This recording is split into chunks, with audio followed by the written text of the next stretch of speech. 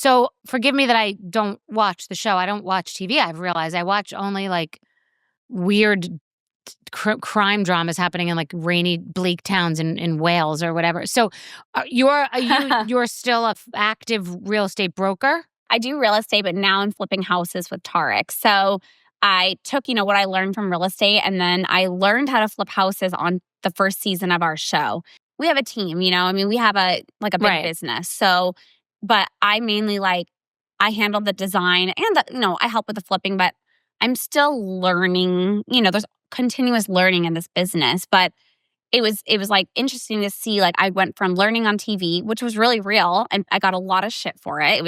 People were so mean to me, but I'm like, listen, I'm learning a craft, a whole new craft that I have to learn, and you guys are watching me do it. Like, give me a little grace here. But and then season 2, you see like really what I learned and what we put into action, and I'm proud of myself. I mean, I not only went from like a reality TV where it's like, they give you your talking points, like, as you know, but the scenes are the scenes.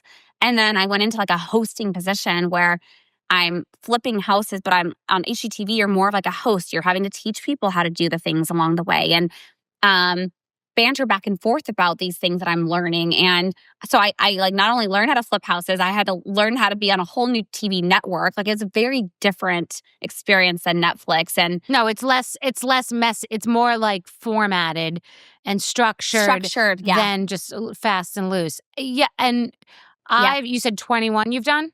Oh, probably at 25 at this point. So it's funny because I don't know why I didn't even think of this, because I'm talking to you. I have to count, flipped, I don't know, personally, maybe 6 or 7 places. And it's amazing. It was accidental.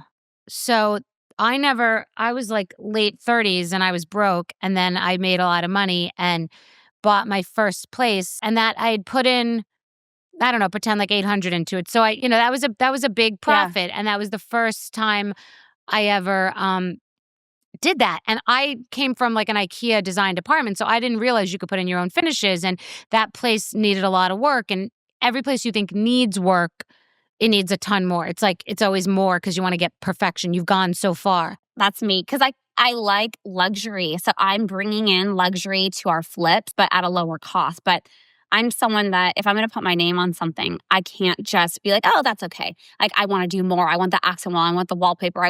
I'm learning, because I'm not a designer. I'm learning how to design. I have a good eye, I'd say, but I don't like to call myself a designer because I'm not. I don't think it's you're sort of selling yourself short by saying like I'm not a designer, because the truth is designers indulge in expensive decisions without thinking about the investment at hand.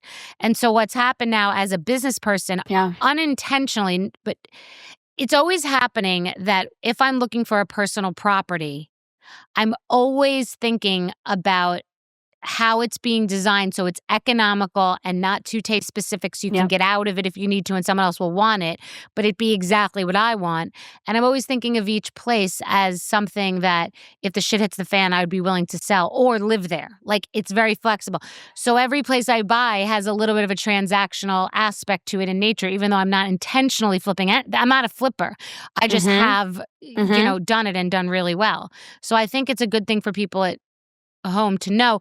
Also, I don't ever start from scratch. I don't like guts and I don't like perfect. I always go in for something no one else would want to even deal with, because that's when you get the good deals and that's when you make the money. So anyway, I bet is that how you are? Oh yeah. Yeah, we find we don't care what we want as is, crappiest houses, and it's fun. Like, I must say, like, real estate was, it was fun, but you're dealing with other people. Like, this is him and I getting down and dirty with it, like doing this together. And it's so much fun. And I've learned so much. I'm constantly still learning. And I love the end result. Like, it's so fun for me. And then, when you make a great profit, we don't do like $5 million houses. We do, we might sell them for like 1.2, 2 million. So you're doing a volume, like kind of in and out business. Interesting. Yeah. I wish it could be in and out, but we're permitting everything. And that's like what we, a lot of people get in and out. They don't permit, but we permit everything. And obviously sometimes that can be a pain in the ass because of the cities. So we think we're going to get in and out of one project. It could take over a year. So it's a huge gamble but we love it. But my husband does a lot of wholesaling. So he does a lot of that where we do the flipping together. That's another model, though. Like, for example, that's another version of trickery. I love this space. I love it. So, for example, another model, I bought a condo in Miami and I got it for a deal because the building is renovating their pool. They don't have a pool, but it's on the beach. So I wouldn't care about the pool anyway. And you always want to look for like things like that like but I knew that they were building a lot of amazing other like high-end clubs and properties right next to it. So I was like, this is good. But I found I needed to get in at a certain point, and my filter was I would do any kind of work that didn't require a permit. And there's a lot of trickery.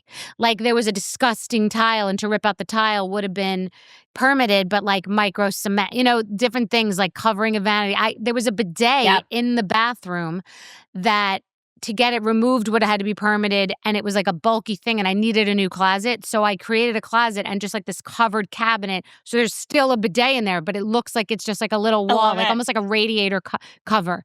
So I feel like it is so creative. What are your top 3 to 5 things that you've learned? Not meaning like do this instead of that, like do this type of paint and it's like Venetian plaster. Like what are your like things that you're, cover a hole with a fireplace, like with an electric fireplace. Like what are things that you've done that's like trickery that has added value and been like fast and easy? I'd say like paint. Paint is fast, easy, cheap. So if you are like an accent wall person, which I love accent walls, doing like wallpaper can be thousands of dollars, like between the labor and the wallpaper. Oh, that's why you like only one. This is literally a room, like a box in my house. It used to be an electric room, so you notice this because this is one wall only too, and it's literally decals, not even wallpaper. Accent wall, yep. Yes, I love an accent wall too because if you can't afford to do the whole room, and you can do really cool paint designs too. So we've done like because not every house we can put in wallpaper, or not every. I mean, a lot of times we do, but sometimes you just don't have the. We have the budget, but the neighborhood doesn't, it's not for the neighborhood. And so we'll do like really cool designs of paint on a wall where it looks more high end and the buyer walks in, they're like, oh man, I would have never thought of that. We're trying to like create moments for people and what would I want in my house? So that's what Tarek and I are always constantly thinking like, how would we want to live in this house? What would we do if we were owning this house and living in this house?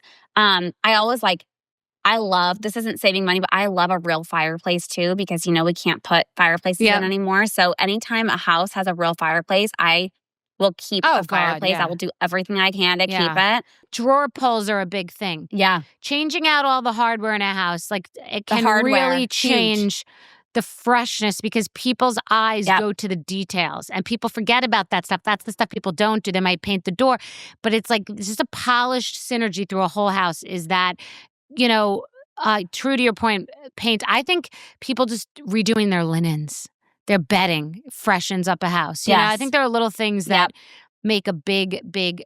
One of my trickeries is I have dogs that will pee on the corners of things and like they're peers. Mm-hmm. I'm an outdoor rug indoor person always like decorative outdoor. I don't even play games because I don't want to ruin my day and get the steamer and get the people, so I always have outdoor rugs inside. Yep. I made a mistake because I came from luxury real estate, so I like nice things. And I made the mistake of getting this big silk rug in our own personal home, but I did seal it. So I sealed all the furniture from like the dogs and the kids, so anytime things are spilled it doesn't go down deep into the rug. Yeah, so I did that to every single piece of furniture in our house, which really helped. Curb appeal, like you can change like the outside, like add some plants, paint the outside of the house, like clean up the outdoors because that's what people see when they first walk in. Like you said, rugs. Such a good point. Yeah, and like the approach. And if you can't do it well, do like less. Like keep it clean and don't get all cluttered up with like doing halfway with the. Yeah, I love it. I mean, the thing is, I wouldn't want to do it for a living because then it would take away from it for me. But I'm literally doing something right now. I find it very.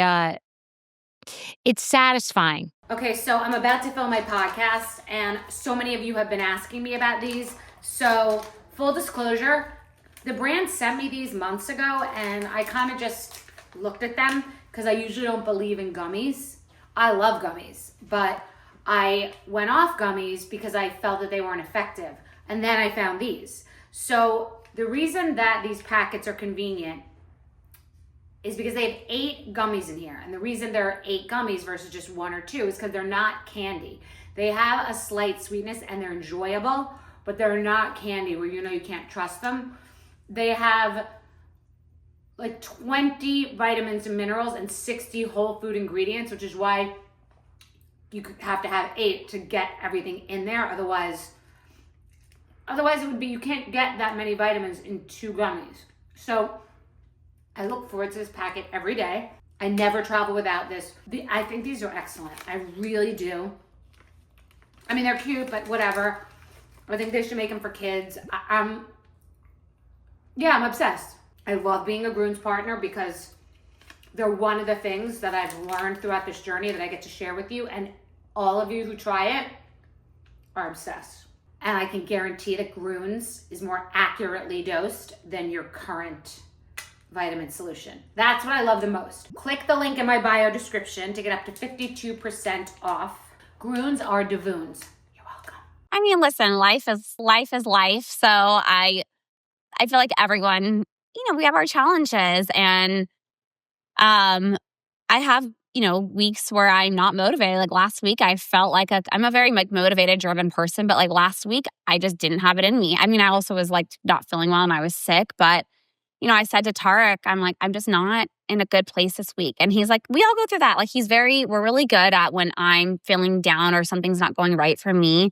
He's right there to be like, motivate me and get me going again. And like, or it gives me space to feel, it's okay to not feel like perfect every day. It's okay to not feel like your best every day. And, I think like I am a perfectionist. So I'm hard on myself. So if I'm not like, and he's hard to keep up with. He is probably one of the most hardworking people I've ever met in my life. And he'll always say, you don't have to keep up with me. But I think like when you're in like a relationship, like I'm not going to be at the montage every day laying out drinking like margaritas all day, right? But like, I'm very like a driven person. I want to, but I'm not.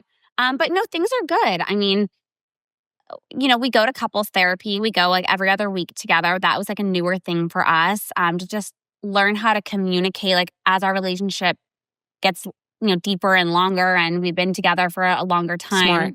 To talk through like certain things that maybe it's a little uncomfortable to talk about at home, or when you have the kids, like it's trying to find space to talk about deeper things without like maybe getting into an argument. And just why not like talk about deeper things? I mean, I'm at a place, I'm 37, I'm turning 38 this year, and I've really enjoyed motherhood. I've loved having a baby of my own. It's my most favorite thing I'm doing in my life. And he's the yummiest, sweetest boy. And it made me want another baby. And Tarek does not want another baby. So it's not like 50% he wants one. And no, Hard. It's like, no for me. That's interesting. That is hard for you. But I was your age when I had my daughter. I was your age now when I had my daughter.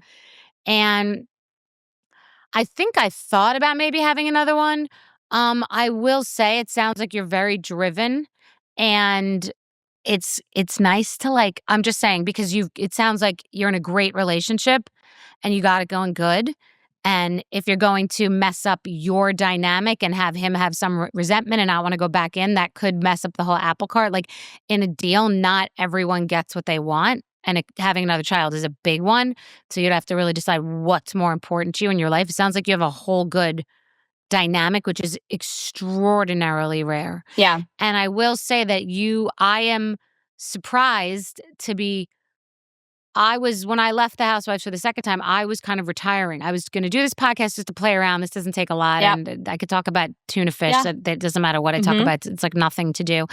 And I kind of was walking out of everything. And by just living honestly and having fun and doing what I wanted to, I ended up cracking open a career much bigger than my other career, drastically, exponentially. And remember, I was on the cover of Forbes magazine and making millions of dollars years ago on The Housewives, and was like made a lot of money on Skinny Girl. I'm doing much bigger than I was then, and this is like playing with the house's money now. I'm in my 50s and it's crazy. So I'm just saying you could have a whole other chapter depending upon what your personal Yeah. priorities are. Money and success is certainly not everything, but it's not really about money at all. It's about like fulfillment and me realizing, wait a second, like I now, when you say your age, you think you're old. Like I can't believe how young you are. Like young.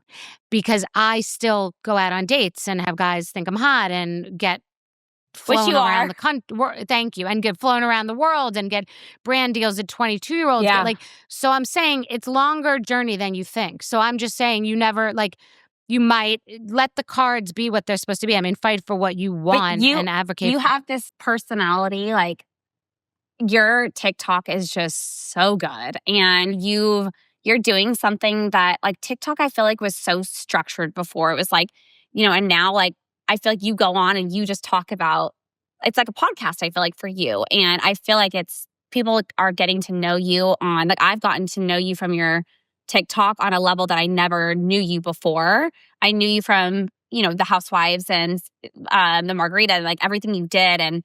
But now I'm like, wow. And you're so It's bold, the but you do ultimate it so reality show. gracefully. Yeah, but you're graceful with it, which I think is like, it's so rare to be so Thank bold you. and so graceful at the same time.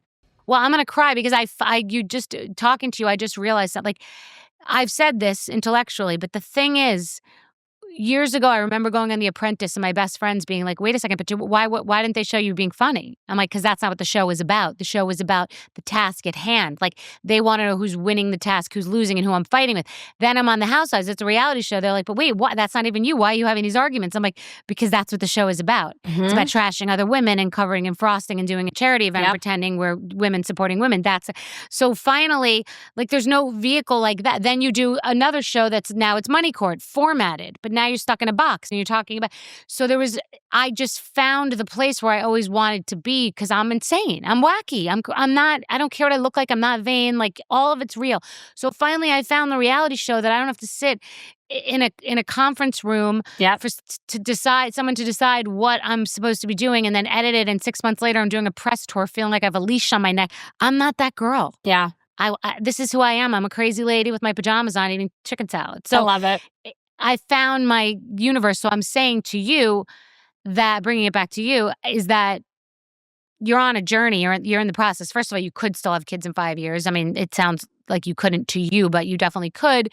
And let the journey, stick to what you want for yourself, but think about the whole big picture because you just don't know what you'll be doing in 15 years. And having kids is a lot of responsibility. I know. I think that's where my baby's 2 years old now, and I really feel so I launched a beauty line on Valentine's Day, and that kind of, 'cause I was in like a really, really sad place when he was like, it's a hard no for me, and we kind of went back and forth, and I think for him it was like it's so easy to say no, but then I'm a whole different person where it's like I really love being a mom so much. I want another one, and it was hard for me. It was just hard. It was tough. Much harder for you. I was crying a lot. I was very emotional, very emotional. And then I launched Rae Essentials, and it kind of took over a big part of my life where it kind of felt like it filled a void for me, maybe where, I wanted another baby so bad. And then I launched Rae Essentials, and that took over, and it's taking over so much of my life that I haven't,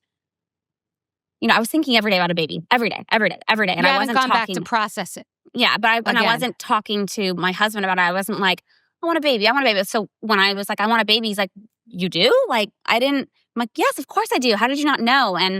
But anyways, I feel like starting this new venture in my life, it's kind of taken me away from feeling like I want that baby so bad, which has been good for me. It's been healthy for me because I was in a really sad place, and now I'm feeling a lot better. So yeah, well, you need perspective, and I also validate both of your positions. I completely understand. I don't know how old he is, but I understand not wanting to go back in.